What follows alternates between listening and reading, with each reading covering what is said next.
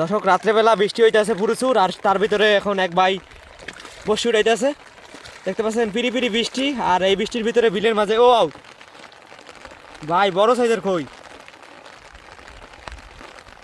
মেয়া মাছটা দাগ হয়ে গেছে, মানে কেউ আঘাত করছে লাগে। ইস, মাছটা খাওয়া যাবে তাই তো ভাই? এ রে ভাই, মাছটা ছাড়িয়ে দিলে ভালো হইবে।